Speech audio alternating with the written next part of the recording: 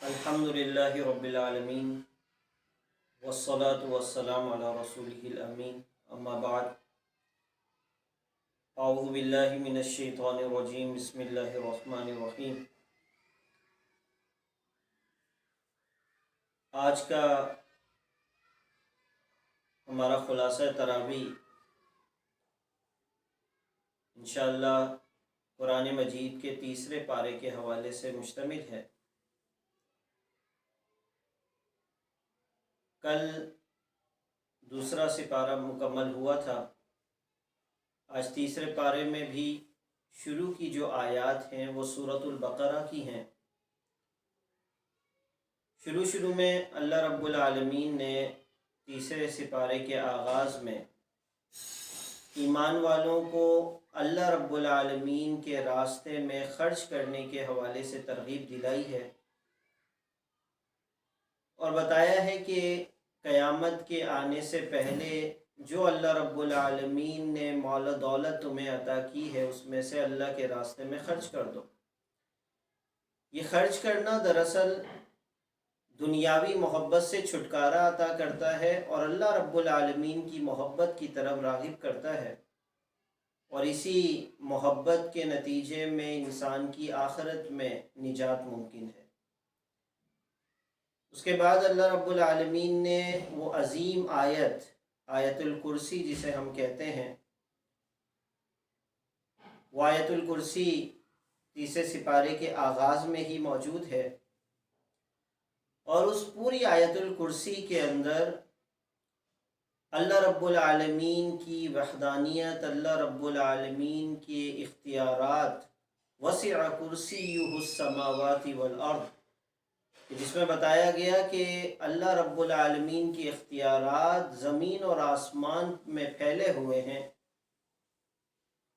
یہ آیت الکرسی کے جس کے بارے میں نبی مہربان صلی اللہ علیہ وسلم نے ارشاد فرمایا کہ اگر کوئی شخص ہر فرض نماز کے بعد آیت الکرسی پڑھتا ہے تو موت کے علاوہ کوئی چیز بھی اسے جنت میں داخل ہونے سے نہیں روک سکتی۔ اس کے بعد اللہ رب العالمین نے بتایا کہ لا اکراہ فی الدین، دین اسلام میں داخل ہونے کے لیے کوئی زبردستی نہیں ہے۔ قد تبین الرشد من الغی،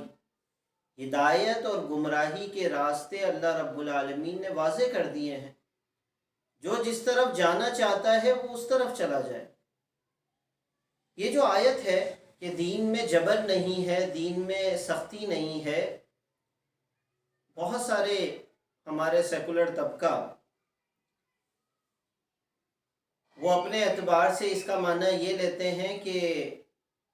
اللہ رب العالمین نے یہ کہہ دیا ہے کہ دین میں جبر نہیں ہے، لہٰذا جو ہے ایک مسلمان کو کسی حدود و قیود کے اندر کا جو ہے پابند نہیں کیا جا سکتا۔ یہ انتہائی غلط بات ہے اور غلط مطلب ہے جو ہمارا سیکولر طبقہ لیتا ہے۔ اس کا مطلب بالکل واضح ہے کہ اللہ رب العالمین نے یہ واضح کر دیا کہ اسلام کو قبول کرنے کے اعتبار سے کوئی آپ پہ جبر نہیں کر سکتا، کوئی زبردستی نہیں کی جا سکتی، لیکن بندہ مومن، ایک شخص جب دل کی خوشی اور رضامندی سے اسلام قبول کرتا ہے تو اگر آپ دنیا میں دیکھتے ہیں کہ چھوٹے سے چھوٹا ادارہ وہ اپنے اصول و ضوابط رکھتا ہے، اپنے قوانین رکھتا ہے،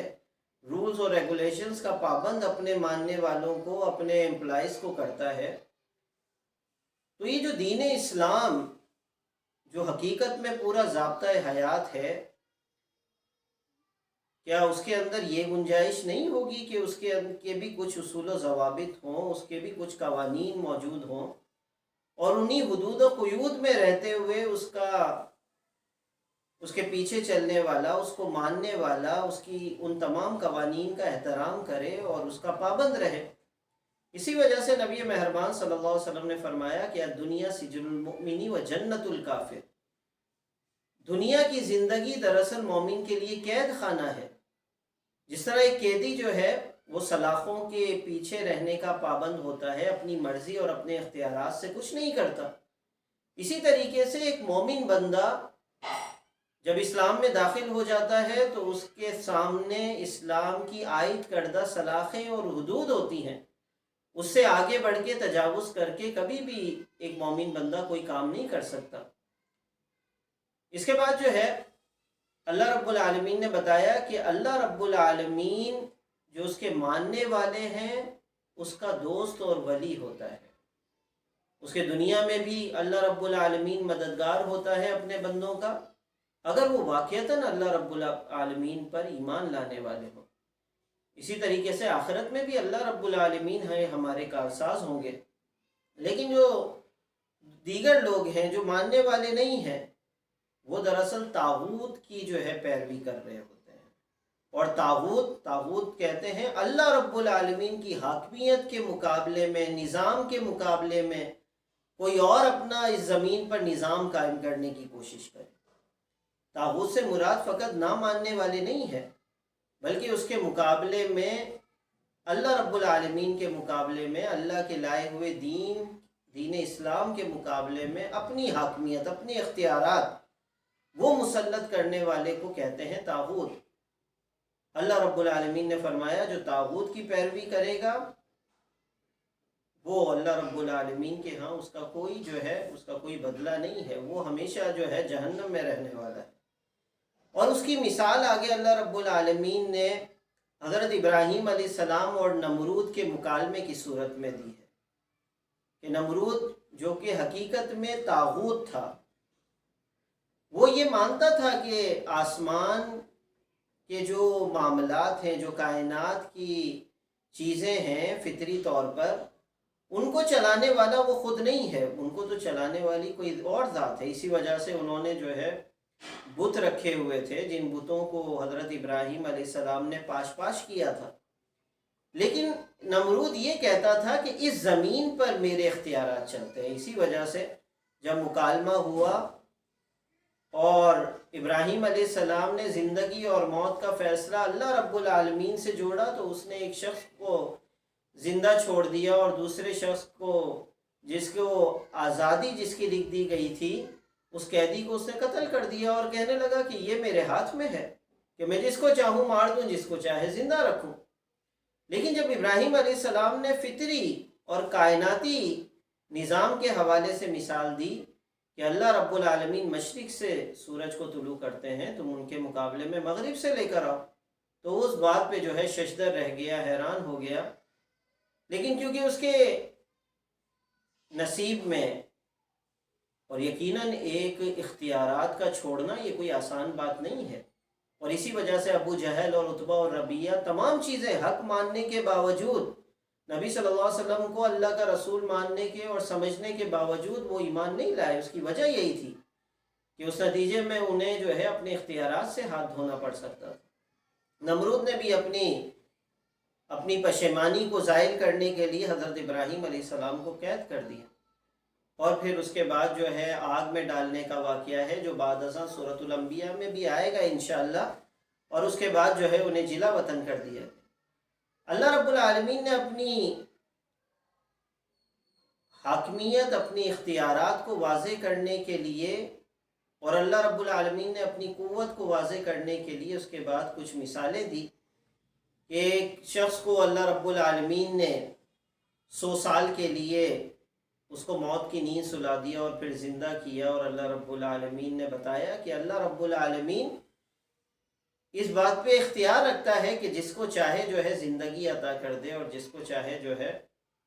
موت دے کر اور پھر جو ہے اللہ رب العالمین زندہ کر دے۔ اور اس کے بعد ابراہیم علیہ السلام کا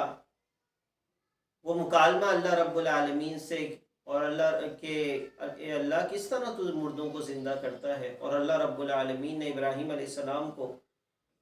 پرندوں کو ذبح کرنے کے بعد، پالتو پرندوں کو ذبح کرنے کے بعد جو ہے اس کے الگ الگ جگہ پر ٹکڑے رکھنے کا حکم دیا، اور پھر ان کو بلایا گیا تو وہ تمام پرندے اللہ رب العالمین کے حکم سے زندہ ہو کر جو ہے ابراہیم علیہ السلام کی طرف آتے۔ یہ تمام مثالیں دراصل اللہ رب العالمین کے اختیارات، اللہ رب العالمین کی حاکمیت، اللہ رب العالمین کی قوت کو ظاہر کرنے کے لیے۔ اس کے بعد جو ہے اللہ رب العالمین نے انفاق فی سبیل اللہ کے حوالے سے کئی آیات کے اندر سورۃ البقرہ کی اس پارے کے اندر جو ہے ترغیب دلائی ہے، اور فرمایا کہ جب تم اللہ کے راستے میں دو اور غریبوں کو دو تو اس صورت میں جو ہے لا تبطلوا صدقاتکم بالمن والاذی، احسان اور تکلیف کے ذریعے، احسان جتلانے کے ذریعے اپنے صدقات کو اور خیرات کو ضائع مت کرو۔ دینے کے بعد غریبوں کو بتانا کہ میں نے تمہیں دیا تھا، اور اس طریقے سے ان پر احسان جتلانا، یہ دراصل آپ کے ثواب کو اور اجر کو جو ہے ضائع کر سکتا ہے۔ اسی طریقے سے آگے اللہ رب العالمین نے فرمایا کہ شیطان نہیں چاہتا کہ تم اللہ کے راستے میں خرچ کرو، وہ تو بار بار تمہیں کہتا ہے الشیطان یعدکم الفقر ویأمرکم بالفحشاء، تمہیں کہتا ہے کہ نہیں اللہ کے راستے میں دو گے تو تم غریب ہو جاؤ گے، جیسا آج کل ہمارا کانسیپٹ بنا ہوا ہے کہ جناب ہم نے کمایا ہے، ہماری کمائی ہے، اب بھلا میں جو ہے 2.5% زکوٰۃ کا کیسے نکالوں۔ یہ دراصل یہ وسوسے شیطان ہمارے دلوں میں پیدا کرتا ہے۔ جناب یہ آپ کی صلاحیتوں کی وجہ سے کمایا ہوا پیسہ، اور آپ جو ہے اللہ کے راستے میں اور غریبوں کو ویسے ہی دے دیں۔ وَيَأْمُرُكُمْ بِالْفَحْشَاءِ، اور بدکاری کا اور غلط چیزوں کا، فحش کاموں کا جو ہے شیطان حکم دیتا ہے۔ وہ کہتا ہے کہ شادی بیاہ کے اندر جو رسم و رواج ہیں، جو مایو مہندی ہے اور دیگر چیزیں جن کا اسلام سے کوئی تعلق نہیں ہے، جو گناہوں کی طرف لے جا سکتا ہے، وہ کہتا ہے کہ اس پہ خرچ کرو، یہ تو تمہاری خوشی کے لیے ہے۔ دیگر پارٹیز کے اندر اور دیگر جو ہے لگژریز کاموں کے اندر اور دیگر آسائشوں کے اندر شیطان کہتا ہے کہ اس کے اندر جو ہے تم خرچ کرو، لیکن جب اللہ کے راستے میں دینے کا معاملہ ہوتا ہے شیطان کہتا ہے کہ نہیں تمہارے جو ہے تم جو ہے اس سے غربت میں مبتلا ہو سکتے ہو۔ لیکن اللہ رب العالمین کیا فرماتے ہیں؟ واللہ یعدکم مغفرۃ منہ وفضل، اللہ رب العالمین کہتا ہے کہ تم دو اللہ کو، اللہ فضل کے طور پر، زیادتی کے طور پر تمہیں لوٹا کر دیں گے، تمہاری جو ہے اس کے ذریعے بخشش کا سامان بھی ہوگا انشاءاللہ۔ اسی طریقے سے اللہ رب العالمین نے سورۃ البقرہ میں اس پارے میں ربا سے، سود سے جو ہے منع فرمایا، اور فرمایا کہ جو یہ کام کرتے ہیں چھوڑ دو، ابھی سے اعلان کر دو کہ جس کے ذمے جو سود ہے اس سے برات کا اعلان کر دو اللہ کی خاطر، اور اگر ایسا نہیں کرتے تو پھر فرمایا فَأْذَنُوا بِحَرْبٍ مِّنَ اللَّهِ وَرَسُولِهِ، اللہ اور اس کے رسول کے خلاف جنگ کا اعلان کر دو۔ یہ سود کھانا کوئی معمولی بات نہیں ہے۔ آپ اللہ رب العالمین ایک چیز سے منع فرما رہے ہیں اور آپ پھر بھی کھلم کھلا اس کو جو ہے کرنے کی کوشش کریں گے، تو یہ دراصل اللہ رب العالمین کے خلاف جو ہے اعلان جنگ ہے۔ اور یقیناً آج جو ہم تباہی کا شکار ہے وہ اسی وجہ سے ہے کہ ہم نے جو ہے ظاہری طور پر جو ہے اللہ رب العالمین اور نبی صلی اللہ علیہ وسلم سے ان سودی معاملات کے ذریعے، سودی معیشت کے ذریعے اعلان جنگ کر رکھا ہے۔ بھلا میری اور آپ کی کیا طاقت کہ اللہ اور اس کے رسول صلی اللہ علیہ وسلم کے خلاف جنگ کریں اور جو ہے ہم جو ہے مضبوط بھی رہ سکیں، ہمارے اندر قوت باقی رہ سکے؟ یہ ممکن نہیں ہے۔ اگر قوت چاہیے، اگر جو ہے عزت اور مرتبہ چاہیے دنیا میں، تو سود کی معیشت سے ہمیں جو ہے جلد از جلد چھٹکارا حاصل کرنا ہوگا۔ اس کے بعد جو ہے اللہ رب العالمین نے آیت دین، قرض کے حوالے سے ایک مفصل اور طویل آیت جو ہے 282 جو ہے آیت نازل کی، اور جو ہے اس کے اندر بیان کیا کہ جو کام کرو قرض کا اس کے بارے میں گواہ بھی مقرر کیا کرو۔ یہ کوئی عام معاملہ نہیں ہے قرض دینے کا اور لینے کا، اور اس کے اندر جو ہے لکھت کا بھی کام کیا کرو، تاکہ آگے کے جو مسائل ہیں ہم اس کو بڑا آسان لیتے ہیں۔ ہم کہتے ہیں نہیں آپس میں تو ہیں، محبت ہے ہماری آپس میں، کوئی بات نہیں، قرض لے لیا جائے، دے دیا جائے، لیکن اللہ رب العالمین ہماری جس نے پیدا کیا ہے وہ ہماری فطرت کو جانتا ہے، لہٰذا اللہ رب العالمین نے بتایا کہ اگر جھگڑوں سے بچنا ہے تو تمہیں جو ہے ان تمام سودی معاملات سے چھٹکارا اور قرض کے معاملات کے اندر ان اصولوں کو اپنانا ہوگا کہ لکھت اور گواہوں کی جو ہے موجودگی۔ اور اس کے بعد جو ہے اللہ رب العالمین نے یہ جو آخری رکوع ہے سورۃ البقرہ کا، اس کی جو دو آخری آیات ہیں 285 اور 286، یہ جو معراج کے موقع پہ اللہ رب العالمین نے جو ہے عطا فرمائی تھی، یہ ایک اہم آیت ہے، اور اس کے اندر اللہ رب العالمین کی وحدانیت اور مومن بندوں کی طرف سے دعا کا معاملہ کہ اے اللہ جتنا ہم طاقت رکھتے ہیں اے اللہ اتنا ہی ہمیں مکلف کرنا، اور جو ہے کوئی مزید بوجھ ہم پر جو ہے مت لادنا، اور جو دشمن جو ہے ان کے مقابلے میں یا اللہ ہماری مدد اور نصرت فرمانا۔ اس کے بعد سورہ آل عمران ہے۔ سورہ آل عمران کی کل 200 آیات ہیں، اس میں سے 91 آیات اس سپارے کے اندر موجود ہے، تیسرے پارے میں موجود ہے۔ اس کے اندر شروع میں اللہ رب العالمین نے انسان کی تخلیق کے حوالے سے بتایا کہ اللہ رب العالمین کس طرح ماں کے پیٹ میں ایک انسان کی حفاظت کرتا ہے، اس کی جو ہے مختلف مراحل کے اندر اللہ رب العالمین اس کی تخلیق فرماتے ہیں، اس کو تصویر عطا فرماتے ہیں۔ اس کے بعد محکمات اور متشابہات آیات کے حوالے سے بتایا کہ جو قرآن مجید میں واضح چیزیں ہیں، جو ایمان والے ہیں دراصل انہی کو پڑھتے ہیں اور اسی کے مطابق اپنی زندگی کے اصول بنانے کی کوشش کرتے ہیں،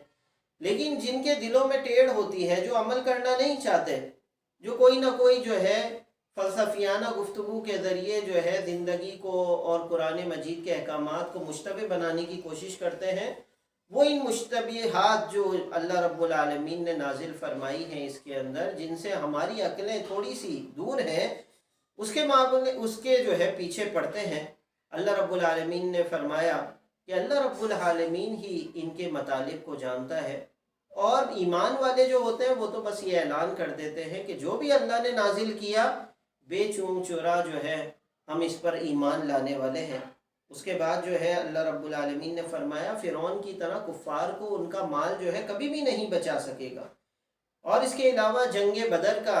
شروع کا جو ہے واقعہ اللہ رب العالمین نے جو ہے بتایا ہے، اور اس کے اندر بتایا کہ دراصل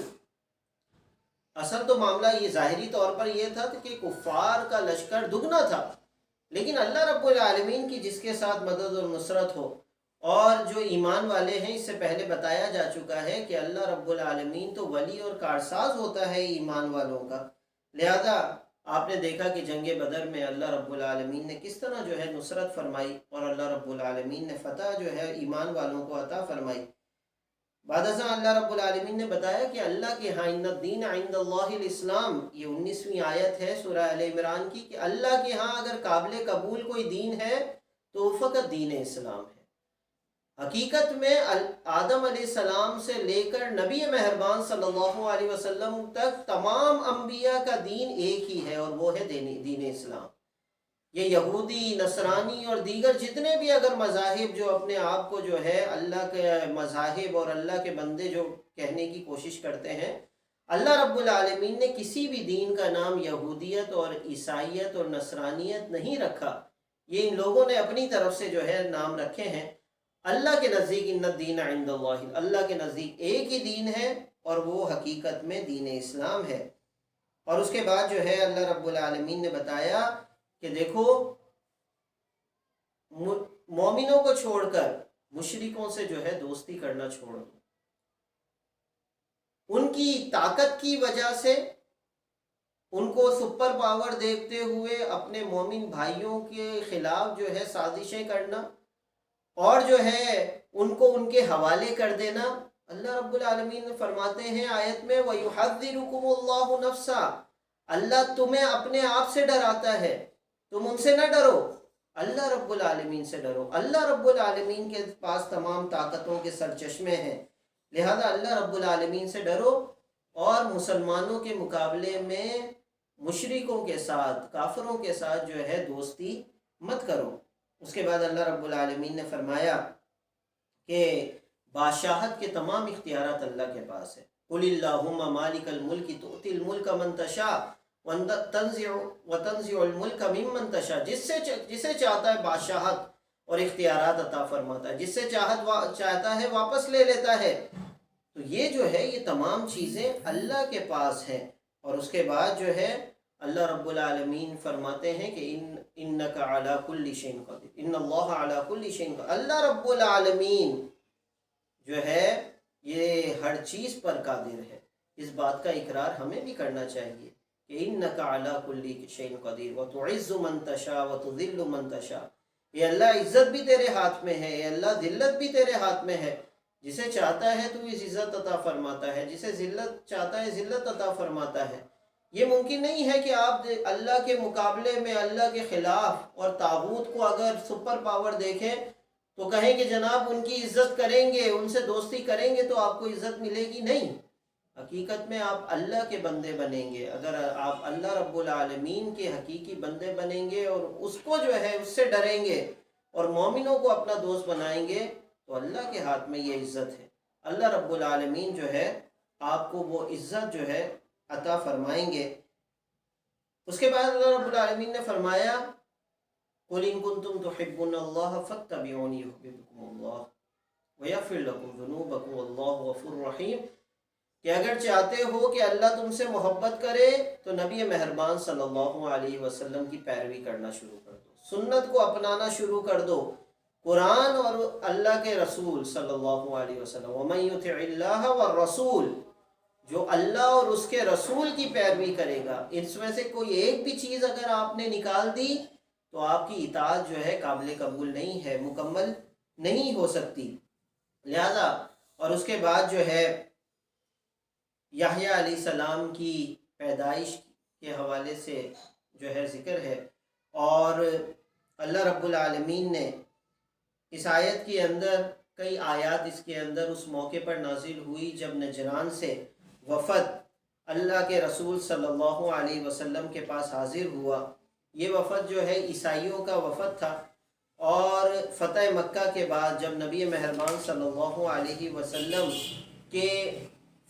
مکہ فتح کرنے کے بعد جو کئی قبائل نبی صلی اللہ علیہ وسلم کے پاس کچھ ایمان لانے کے لیے اور کچھ جو ہے جزیہ دینے کے لیے تشریف لا رہے تھے، اس موقع پر نجران کا جو عیسائیوں کا قبیلہ تھا وہ بھی جو ہے نبی مہربان صلی اللہ علیہ وسلم کی خدمت میں حاضر ہوا۔ 3 سردار تھے اور ان کے ساتھ 60 کا یہ وفد تھا۔ آیت نمبر 33 سے آگے تک جو ہے ان عیسائیوں کے حوالے سے، وفد کے حوالے سے ذکر ہے کہ دیکھو اللہ رب العالمین نے جو عیسیٰ علیہ السلام کو اللہ رب العالمین نے پیدا کیا، تم دیکھو عیسیٰ علیہ السلام کو آخر کس وجہ سے جو ہے عیسائی خدا کا بیٹا یا خدا تصور کرنے کی کوشش کرتے ہیں؟ وہ اس وجہ سے کہ اللہ رب العالمین نے عیسیٰ علیہ السلام کو بغیر باپ کے پیدا کیا، تو اللہ رب العالمین نے اس کا جواب یہ دیا کہ ابھی تمہارے سامنے اس سے پہلے یحییٰ علیہ السلام کو بھی تو اللہ رب العالمین نے جو ہے زکریا علیہ السلام جو ان کے والد تھے، ان کے بڑھاپے کے باوجود اللہ رب العالمین نے انہیں یحییٰ علیہ السلام کی پیدائش فرمائی۔ تو یہ بھی تو اللہ رب العالمین کی طرف سے معجزہ تھا، اور جو خلاف عادت معاملہ تھا یہ، تو کیا یحییٰ علیہ السلام کو بھی آپ خدا کا بیٹا مانیں گے؟ نعوذ باللہ۔ تو اگر آپ ان کو نہیں مانتے تو اللہ رب العالمین نے عیسیٰ علیہ السلام کو بھی خلاف عادت جو ہے پیدا کر کے دکھایا۔ یہ جو مرد اور عورت کے ذریعے انسان کی پیدائش کا معاملہ ہے، یہ کس نے مقرر کیا؟ اللہ رب العالمین نے۔ اور عیسیٰ علیہ السلام کو اللہ رب العالمین نے بغیر باپ کے پیدا کر کے بتایا کہ اگر اس قانون کو بنانے والا اللہ رب العالمین ہے تو اگر اللہ چاہے تو اس کے خلاف جو ہے، اس قانون کے خلاف بھی اللہ رب العالمین پیدا کر کے دکھا سکتے ہیں۔ فرمایا ان مثل عیسیٰ عند اللہ کمثل آدم، عیسیٰ علیہ السلام کی مثال اللہ کے ہاں آدم علیہ السلام کی طرح ہے۔ جس طرح آدم علیہ السلام کو مٹی سے پیدا کیا، عیسیٰ علیہ السلام کو بھی اللہ رب العالمین نے اسی طرح پیدا فرمایا۔ اور پھر جو معجزات ہیں اور جو اللہ رب العالمین نے آسمان پر اٹھایا، یہ بھی اللہ رب العالمین کی طرف سے جو ہے یہ دراصل نشانیاں ہیں، اور جو بھی معجزات تھے وہ اللہ کے حکم سے جو ہے برپا ہوتے تھے۔ اس کے بعد جو ہے اللہ رب العالمین نے فرمایا اگر تم ابراہیم علیہ السلام کو مانتے ہو، عیسائیوں یہودیوں، اگر آپ لوگ ابراہیم علیہ السلام کو اپنا بڑا مانتے ہو تو ابراہیم علیہ السلام نے تو یہ اعلان کیا تھا کہ وہ تو حنیف مسلمہ، وہ تو یکسو ہو کر مسلمان ہو چکے ہیں۔ تو اگر ابراہیم علیہ السلام کو تم لوگ مانتے ہو تو اس بات کا اعلان کر دو کہ تم بھی اللہ اور اس کے رسول صلی اللہ علیہ وسلم، اللہ کی وحدانیت اور نبی مہربان صلی اللہ علیہ وسلم کی رسالت کا اقرار کرتے ہو۔ اسی میں تمہاری بقا ہے، اسی میں تمہاری نجات ممکن ہے۔ اللہ رب العالمین قرآن مجید کی تلاوت سے ہمارے دلوں کو سرور، اس کو سمجھنے کی توفیق، اس کو سمجھانے کی اور اس کے بعد اس پر عمل کرنے اور دیگر کو پہنچانے کی اللہ رب العالمین ہمیں توفیق عطا فرمائے۔ وآخر دعوانا الحمدللہ رب العالمین۔